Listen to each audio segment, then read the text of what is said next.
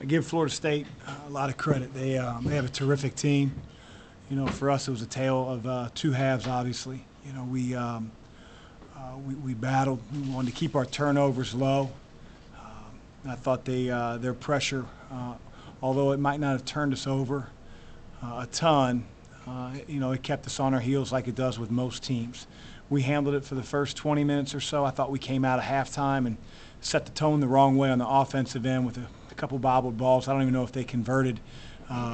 You know, in fact, I think they coughed it back up, but it just sort of set the tone the wrong way. And then, you know, we got driven way too much in the second half, whether we were in zone or in man. And they're a really good team. You know, we don't apologize for anything when it comes to, you know, playing a team of this caliber. You know, for us, playing shorthanded, we won't make excuses, but it's a little bit difficult. But, you know, it wasn't difficult in the first half. Just couldn't keep up the pace in the second half. And, again, I give Florida State a lot of credit. Chris, what do you know about Malik's injury so far? Well, they X-rayed it. You know, there's nothing significant. You know, you just basically twisted it. And so, like every guy that gets a twisted ankle, you know, we'll have to let the swelling go down and then try to get him back. And I really have no timetable. You know, some guys it takes 3 weeks. Some guys can play on it after 3 or 4 days. So we'll do what's best for Malik. Chris, you played this team twice now, both tough games. Speak how talented of a team this Florida State team. Really talented, you know, really talented. But I think the more impressive thing isn't their talent level, although it's impressive.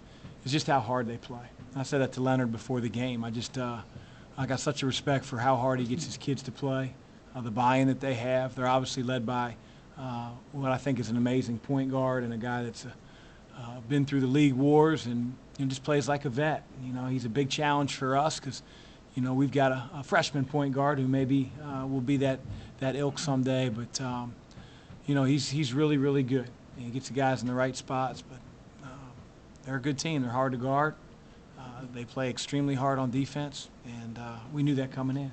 Chris, as the season winds down now, these last few games, how do you assess who's got the best chance to win this league this year? Is it a 4-team race, a 3-team race? What's your assessment right I only worry about our race. Obviously, we're not in the driver's seat anymore.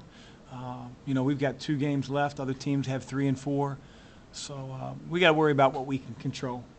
And that's it. You know, we've got to be at our best on Sunday against Virginia Tech. We finally get a little bit of time to rest and get healed up. We've been going twice a week since December. You know, this is one of the better teams, obviously, in our league. There's no doubt about it. Why do you think the offense in the second half slowed down so much? Was it the fouls that disrupted, or were you not getting the looks that you wanted? They turned up the pressure. You know, they turned up their intensity level. I thought we missed some layups around the rim that we got in the first half.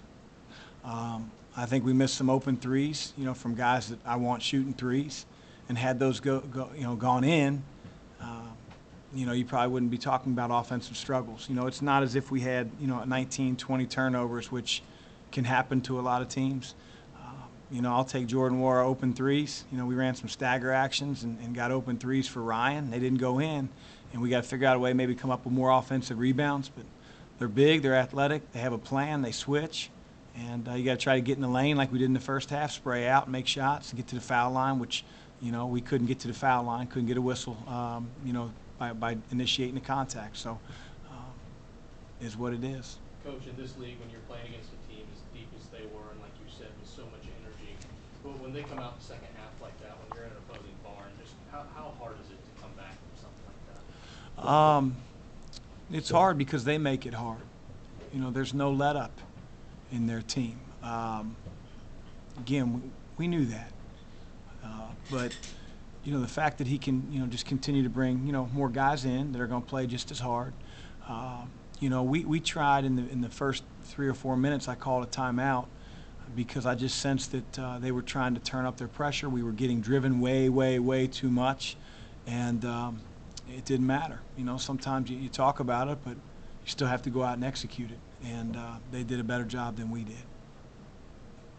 On defense, did you really feel like you were missing Malik out there for the inside presence, or was there another factor that kind of contributed On the defensive end, we're always going to miss Malik no matter who we play. I mean, he's our best defensive player. He protects the rim. He's very vocal. He sees the game. But it's still going to be a challenge on offense, and not because he doesn't bring something to the table. It's just they switch. Your post game a lot of times, unfortunately, can get negated because they have big guards. They switch.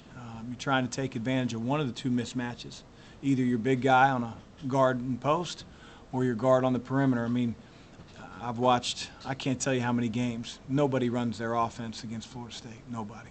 And it's a credit to how they play. Anything else for Coach? Thank you all. Thank you. Thanks, Coach.